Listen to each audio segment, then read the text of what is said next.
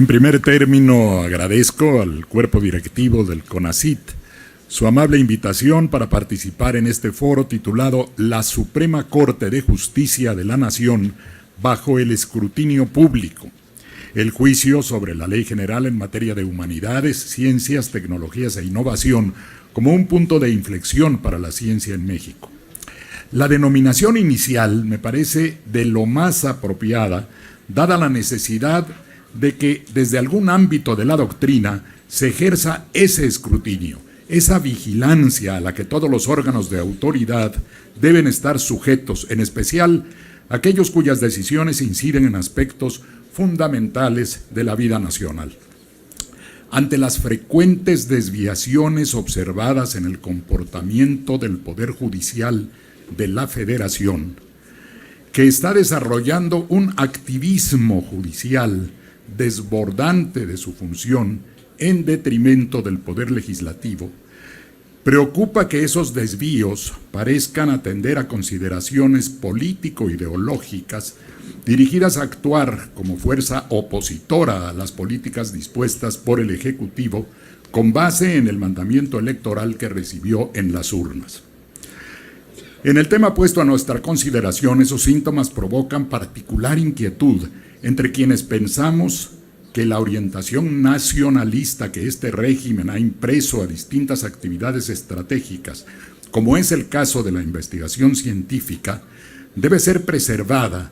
y por ello es válido ejercer legítimamente una presión tendiente a conseguir que los ministros y ministras de nuestro máximo tribunal se ciñan estrictamente a su deber que tienen que llevar a efecto en relación con la división de poderes. Indudablemente, esa exigencia debe llevar a que apliquen los preceptos constitucionales sin acudir a interpretaciones ajenas al texto y al espíritu fundamental de la Constitución. Ello es necesario para contrarrestar las presiones provenientes de las áreas protectoras de los intereses neoliberales ante las cuales la Corte da la impresión de inclinarse mediante un comportamiento dirigido a bloquear diversas políticas públicas impulsadas por el Ejecutivo en ejercicio de sus facultades constitucionales. Los mencionados intereses han impulsado la impugnación de la constitucionalidad de la ley en materia de este análisis, cuestionando la elaboración formal de la misma y argumentando imaginarias violaciones sustantivas a los derechos humanos.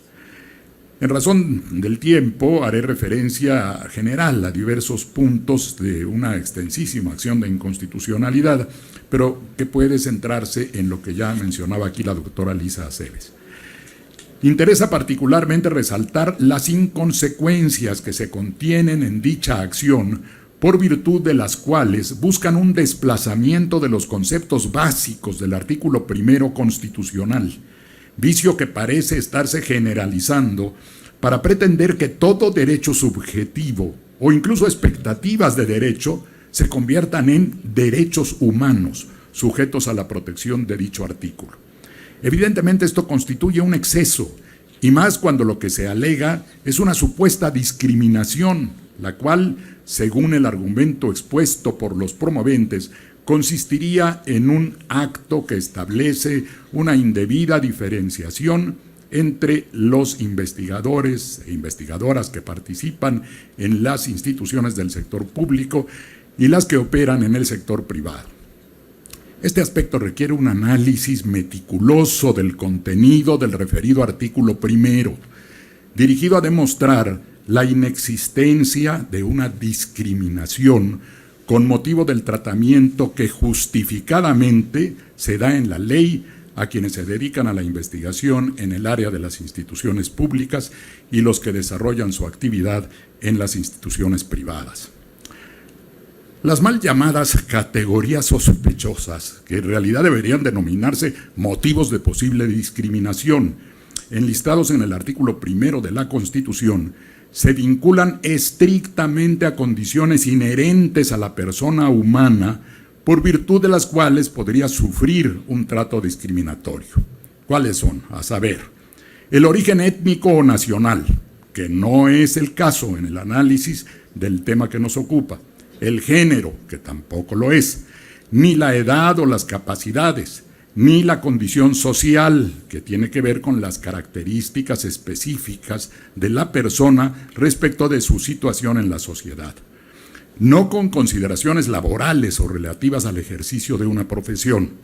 Tampoco se involucran aquí motivos relacionados con la salud,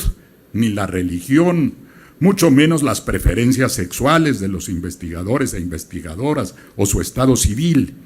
Y si se pretendiera considerar que la política seguida en la asignación de los estímulos del SNI atenta respecto de la última de las razones previstas en dicho artículo, vale la pena leer con atención donde dice: cualquier otra que atente contra la dignidad humana y tenga por objeto anular o menoscabar los derechos y libertades de las personas. Los estímulos que se otorgan a los investigadores son un aliciente para el desarrollo de su actividad, al representar un apoyo económico adicional que puede complementar su remuneración. La condición válida y razonable de que quienes se desempeñan en el ámbito privado accedan a la recepción de este apoyo siempre y cuando se cumpla el requisito legal de la suscripción de un convenio por parte de la institución donde laboran, no puede afectar la dignidad de la persona, ya que se trata de una mejora en su situación laboral que opera en cada circunstancia de manera específica. Mucho menos el hecho de que alguna persona que opera en el sector privado no alcanzara ese estímulo porque no se cumple el requisito previsto legalmente puede significar de ninguna manera la anulación o el menoscabo de sus derechos y libertades.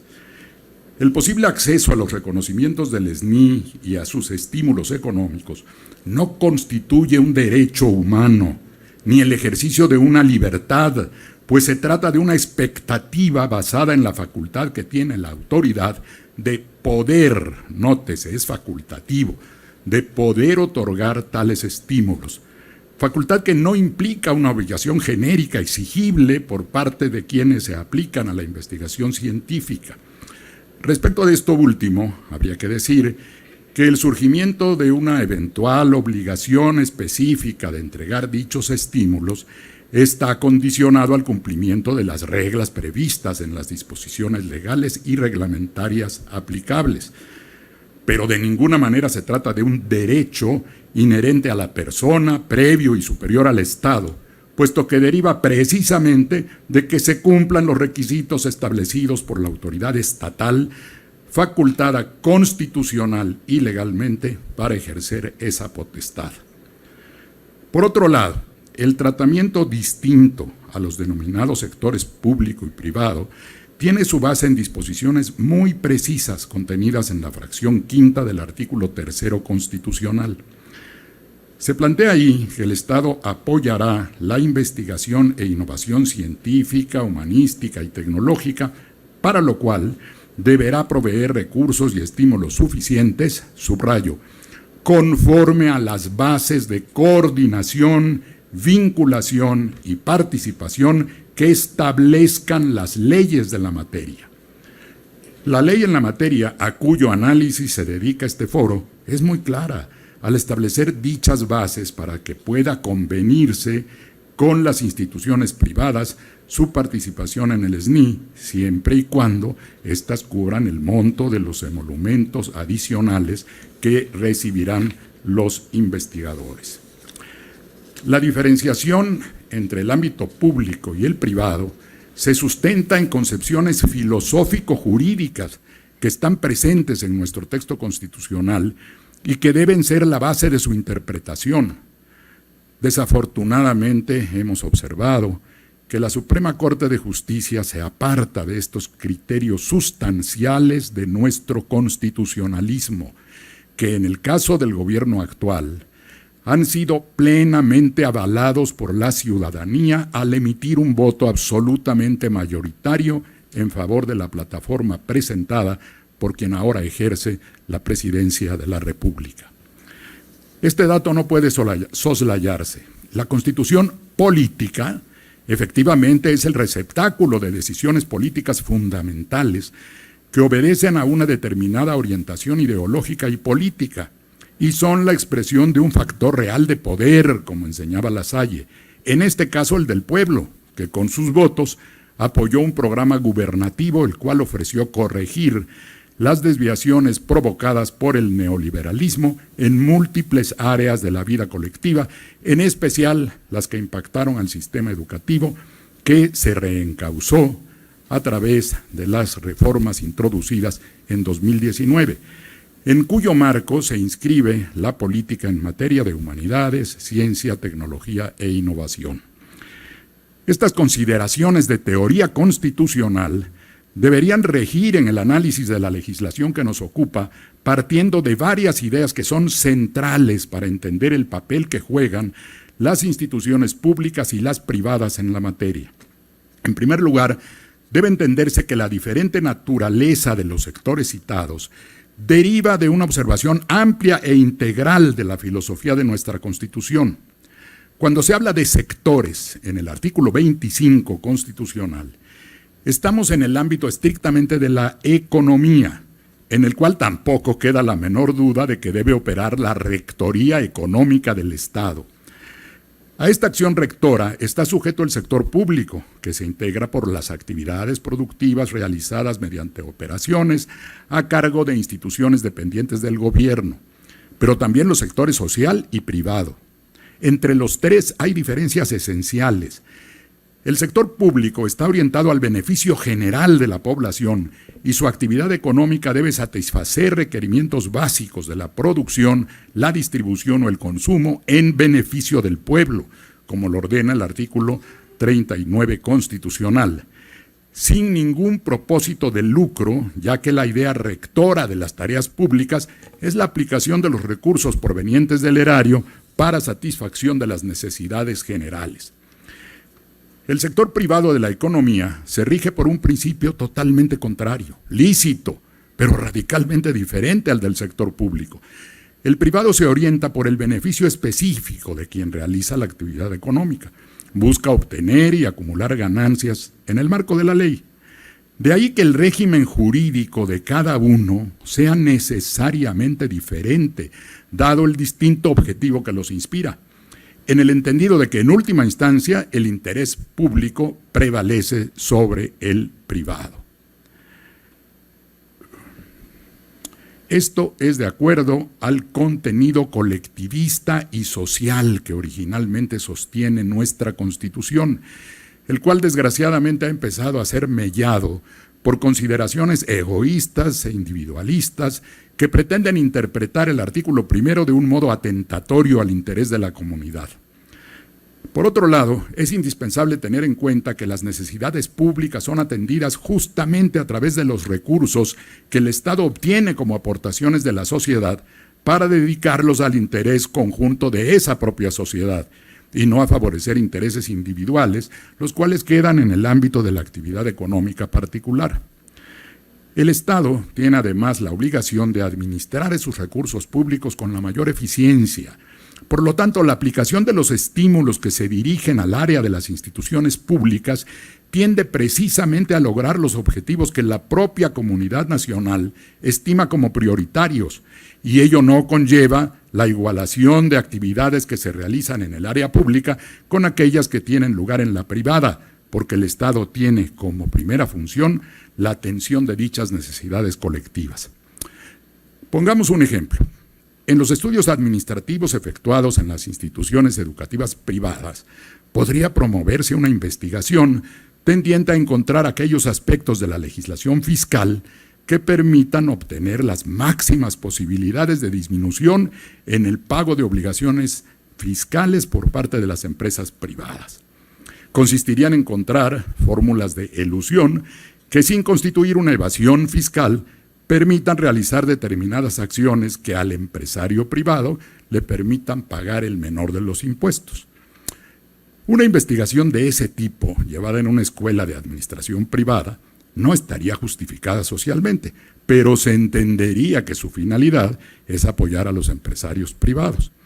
Hasta ahí resulta entendible la naturaleza de la investigación, pero sería inadmisible que tal propósito dirigido al aumento de los beneficios privados fuera financiado por el sector público a través de los estímulos a las investigadoras y los investigadores.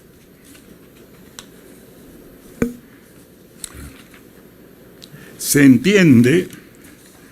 aquí no me iba a hacer bolas, se entiende que las instituciones privadas tienen pleno derecho para promover investigaciones que les parezcan de utilidad, pero dichas investigaciones deben estar financiadas por el propio sector que las promueve a su favor. Queda pues patentemente establecido que no hay una diferencia de trato a las personas que ofenda su dignidad o que por una característica inherente a las mismas implique un menoscabo de sus derechos fundamentales. La referencia a las distintas actividades y propósitos de los sectores económicos, público y privado es una diferencia que tampoco implica ofensa alguna a las instituciones que como personas jurídicas colectivas tienen objetivos distintos y por lo tanto un régimen jurídico que tiene que ser diferente.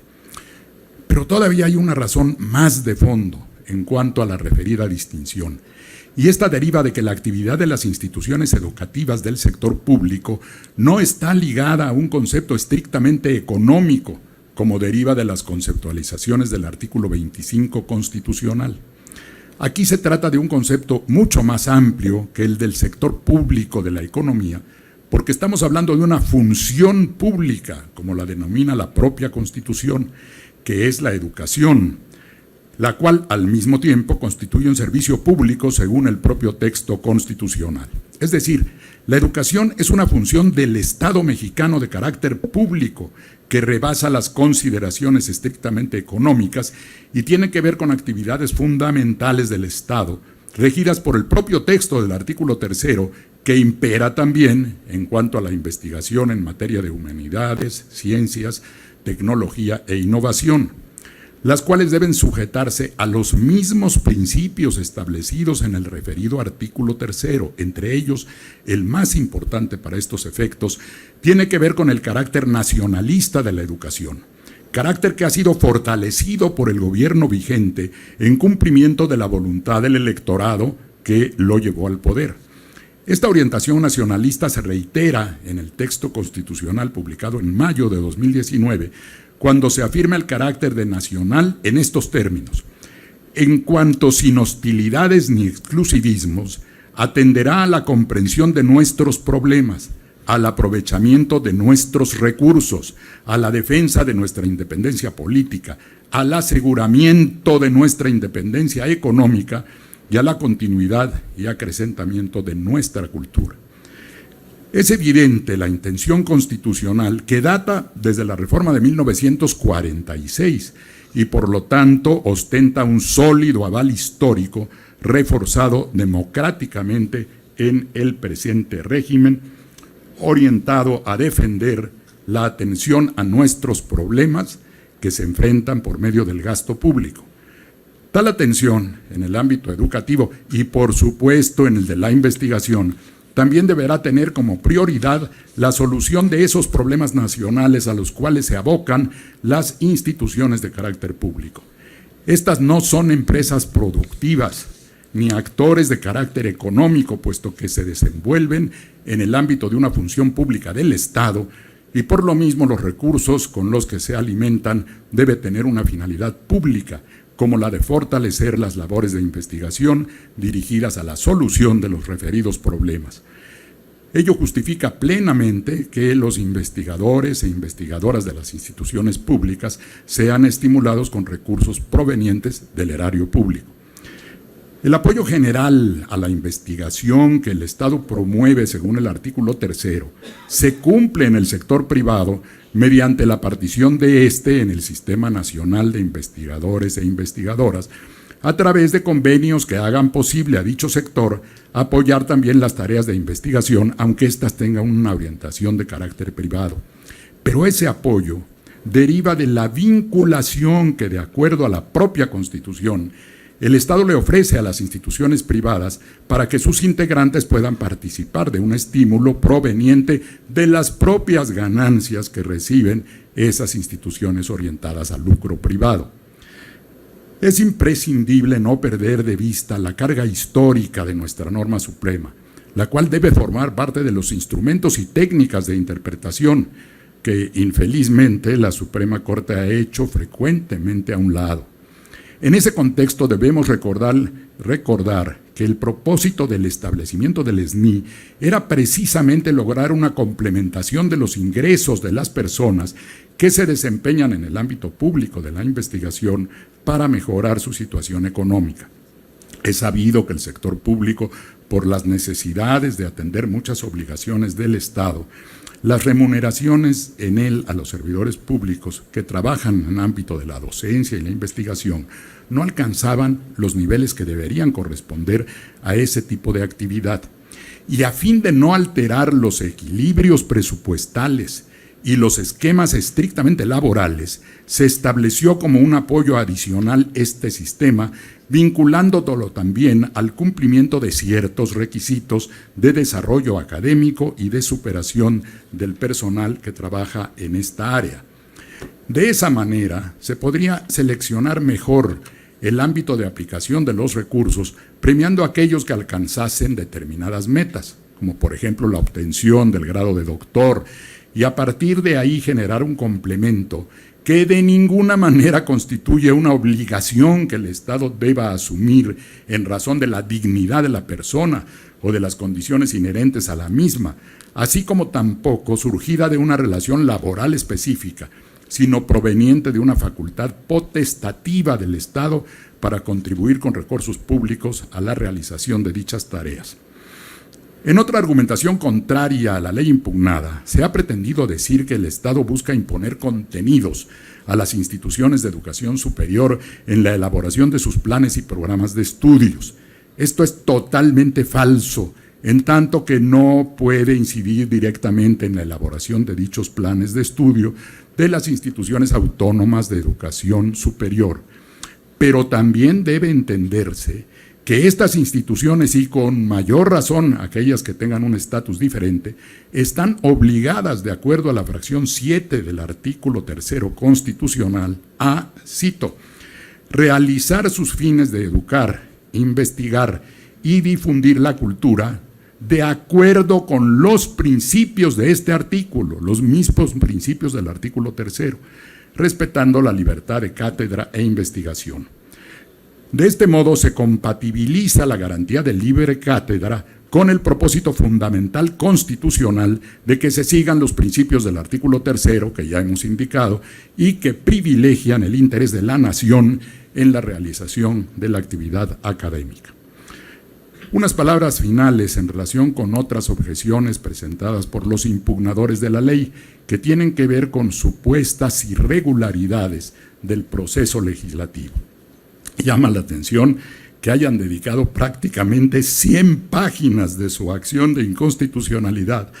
a cuestionar los procedimientos efectuados en el desarrollo del proceso para la elaboración de esta ley.